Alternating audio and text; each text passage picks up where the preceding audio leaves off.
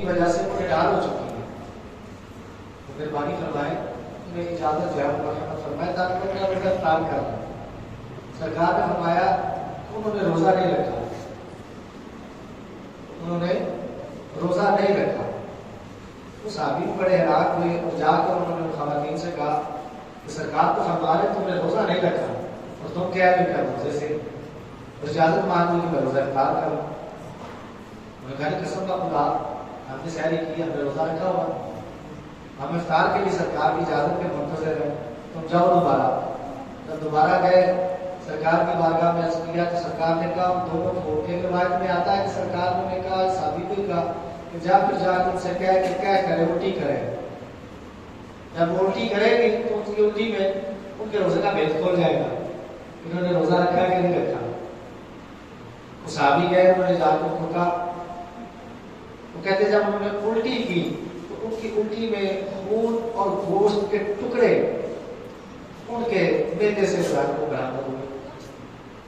جب یہ رپورٹ سرکار کی بارگاہ میں پہنچی تو سرکار نے فرمایا کہ انہوں نے اپنے بہن اور بھائیوں کا گوشت کھایا. اچھا وہ صحابی بھی بڑا تھوڑا سا حیران ہو گیا, گوشت کھانے سے کیا بات. فرمایا کہ انہوں نے ان کی غیر موجودگی میں جب وہ وہاں پر موجود نہیں تھے ان کے بارے میں انہوں نے چغلی کی, ایک دوسرے کے ساتھ ان کی برائی کی. یہ اس کی برائی کی وجہ سے, اس کی نوسط کی وجہ سے ان کا روزہ بھی گیا, ان کا ثواب بھی گیا اور ان کا یہ گناہ گار ہو. اگر یہ کہہ نہ کرتی, یہ خون اور یہ بوٹیاں گوشت کے ٹکڑے ان کے پیٹ سے باہر نہ نکلتے تو کل قیامت کی روز ان کو جہنم میں جلایا جائے. اور دوسری روایت میں سرکار نے فرمایا تم لے کر آؤ میرے پاس. جب وہ دونوں خواتین آئی سرکار کی بارگاہ میں حاضر ہوئی تو سرکار نے ایک پیالہ منگوایا اور اس پیالے میں کہا گیا کہ چلو میں تم کیا کرو, الٹی کرو.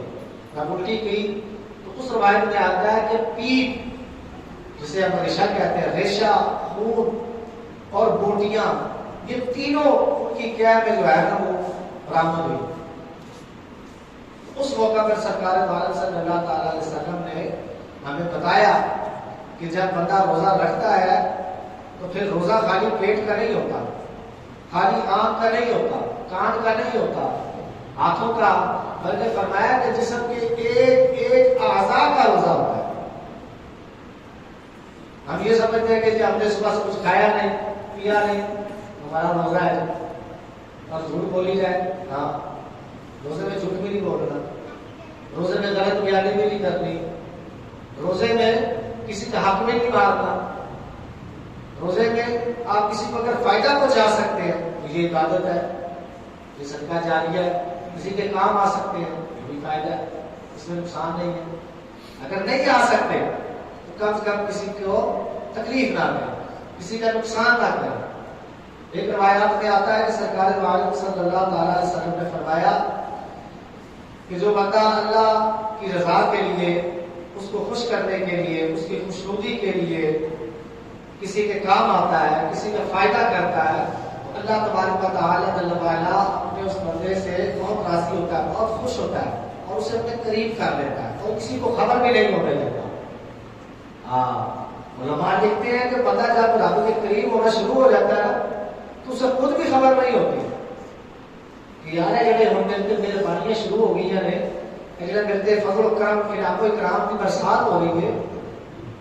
ایک وجہ کی ہے, وجہ صرف وہی ہوتی ہے کہ بندہ جب اپنے رب کے قریب ہو جاتا ہے, رب بھی مننے لگ پاتا ہے اور مانے کے عمل کرنے لگ پاتا ہے, تو رب کہتا ہے پھر میرا بدیا ہے بھی چاہیے, ہے بھی چاہیے, ہے بھی.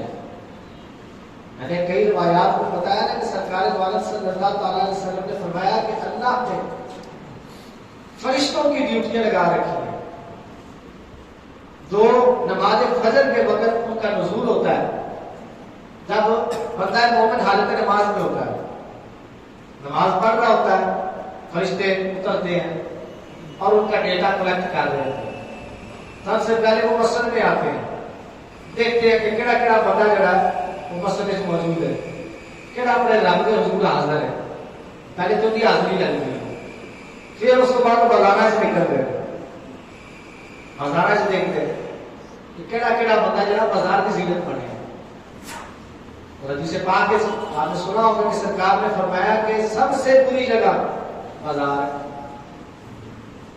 جو بازاروں میں ہوگے وہ کرے گا بھی وہ لکھ لیں گے ان کی بھی حاضری لگ جائے گی کہ فلاں فلاں فلاں فلاں نماز کا ٹائم تھا اور یہ بازار کی رونق بنا ہوا تھا, یہ بازار کے معاملات نپٹا رہا تھا. نماز کی اس کو فکر نہیں تھی, یا اس کے اندر شوق نہیں تھا, ذوق نہیں تھا, یا چاہت نہیں تھی نماز کے لیے. میرے دوستوں, میرے بھائیوں, میرے بزرگوں, جب مغرب کا وقت آتا ہے تو عصر کا وقت جب آتا ہے تو یہ جماعت کو جو فجر کے ٹائم ہوتی ہے پھر یہ واپسی کی تیاری کر رہی ہوتی ہے. اچھا, اس وقت بھی اکثریت جو ان کو اللہ نے توفیق دی ہے وہ ہلکے نماز پڑھتی ہے. وہ سب سے پہلے مسجد میں آتے ہیں واپس جانے سے پہلے آزمیاں لگاتے ہیں کہ بھائی کیڑا کیڑا بندہ حاضر ہے, موجود ہے.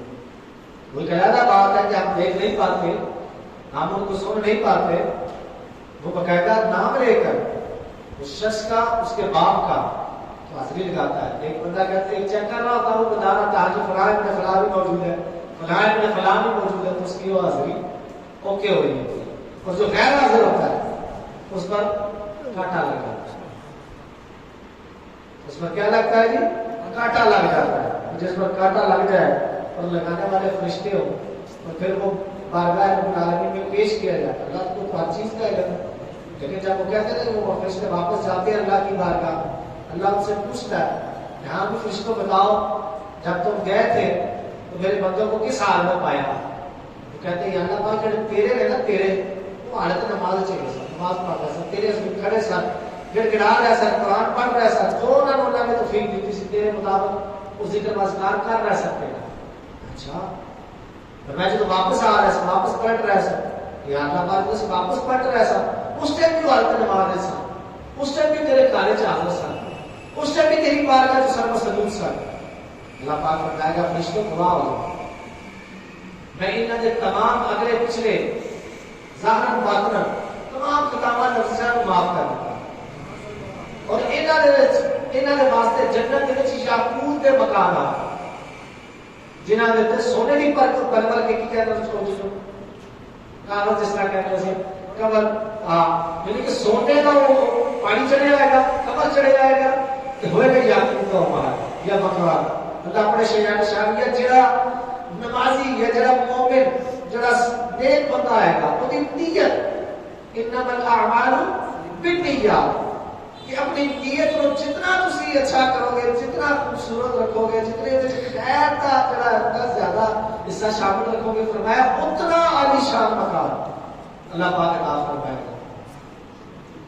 پھر ایک بندہ اللہ کی بارگاہ سے جڑا خدا سوال کرے گا کہ یا اللہ پاک کاش کہ میں جنت جاواں تو میں جنتی نعمتاں ملن, یہ وہ بیٹھا دنیا میں جو خیال کر رہے گا, سوچ رہے گا, صبر کر رہے گا, رات کو سوئے گا خواب میں اللہ پاک کو ایک ہور کو حکم دے گا, جنتی ہور کہ جا یہ تیرا خواب اس میرے کی تیرا اب بندہ ذرا تھوڑا جہا ٹھگا ہوتا پیا, یہ انرجی گھٹ ہوتی پئی, یہ انرجی بار کر یہ چوکس کر دے, تیز کر, وہ آئے گا, ہور آئے گی, ملے گی, ملاقات ہوئے گی, وہ پوچھے گا, دیکھے گا, بڑوں کی تعریف کرے گا, کہ کون کہے گی میں جنتی ہوں گا, اللہ کے حکم میں تیرے کو لائیاں اور تیرے دسن آئیاں کہ میں اکلی نہیں, میرے نال کیا 101 ہورا تے اللہ پاک عطا فرمائے گا, 101 ہورا عطا فرمائے گا, نال فرشتے دے کے جائے گا کہ اے فرشت بھی اے تے عمل کر, پھر اسی طرح کرنا ہے. ہن دس کیے گا, نماز ہے, روزہ ہے, ٹھیک ہے جی, جھوٹ تو بچنا ہے, گناہوں کو اپنے آپ کو دور رکھنا ہے, ناپاک نہیں ہونے دینا اپنے جسم میں, لباس کو ہر ٹائم پاک رکھنا ہے, ہر ٹائم اپنی زبان ہوتے ذکر واذکار تلاوت کلام پاک یعنی کہ خیر کی یعنی کہ جملے پڑی زبان پہ رہنے چاہیے. فرمایا اے فرشتے یہ ہے تے عمل کری جا, تے جب اے کر کے کہ دنیا جو ناپتا ختم ہونا ہے تے اگلے جہاز دے اندر ناپتا جڑ گیا تو اسی طرح خدمت حاصل ہو جائے. اچھا پھر فرمایا اس حور دے یعنی کہ جڑی اگوں جڑا حور دا پروٹوکول ہے وہ بھی تھوڑا جا سرکار نے بیان فرمایا کہ وہ ایک حور دی بھی کلیزاں ہوئی ہیں یا خادمہ ہوئی ہیں 100 دے برابر ہوئی, صرف ہوئی ہیں وہ خادمہ ہوئی ہیں, ایک تو بڑھ کے ایک حسین اور جمیل ہوئی اور بڑھ کے ایک تو بڑھ کے ایک جڑا کہتے ہیں سکون پہنچانا والی ہوئی ہے, اتنے سکون ہی سکون ہوئے گا, اطمینان ہی اطمینان رہے گا. بندہ جو سوچے گا اللہ پاک فوراً پیش کر دے گا, اللہ نے حکم دینا. اس لیے میرے دوستوں بڑی مختصر ساری زندگی ہے, اللہ نے سارا موقع دیتا ہے، اس موقع کو سارا بھرپور فائدہ کھانا چاہیے. بنیادی کسی معاملے سے پتہ لگا کہ فلاں جگہ سیل لگ گئی ہے تو رش بھی ٹوٹتا ہے، اکثر دیکھنے چاہتا ہے، یار اس کو سیل لگی ہوئی ہے. اللہ پاک جڑا ہے فجر کے ٹائم آسمان دنیا کے اوپر نزول فرماتا ہے، اپنے شیان شان نزول فرماتا ہے اور پکارتا ہے کہ ہے کوئی بیمار جڑا میرے کو شفا منگے تو شفا دوا، کوئی ہے گنہگار میری بارگاہ توبہ کا سوال کرے میں وہ گناہ معاف کر دیا، کیا ہے کوئی جنت کا طلبگار. تو بدقسمتی کے نال ساری اکثریت اسی اس ٹائم ستے ہوتے ہیں، ٹھلے ہو جاتے ہیں، مناجات نہیں کر رہے ہوتے. اس ٹائم وہ وقت مناجات کا ہوتا ہے، اللہ کی بارگاہ اپنے معاملے جڑے دکھڑے جڑے تکلیفاں جڑی پریشانیاں نے انہاں کو رو تو کے پیش کرو، جتنا رو سکتے جتنا گڑگڑا سکتے ہو اللہ کی بارگاہ گڑگڑاؤ. اللہ کو اپنے بندے کا گڑگڑانا بڑا پسند ہے، بڑا پسند ہے. سرکار عالم صلی اللہ تعالی وسلم کا جڑا بندہ گڑگڑاتا ہے، جڑا بندہ اپنے معاملات کو اللہ کے حوالے کر دیتا ہے، تو میرا رب فرماتا ہے پھر ہزار نہیں اس بندے کو محروم رکھو. اللہ پاک پہلے میرے خدا توفیق عطا فرمائے. صلی اللہ علیہ وسلم.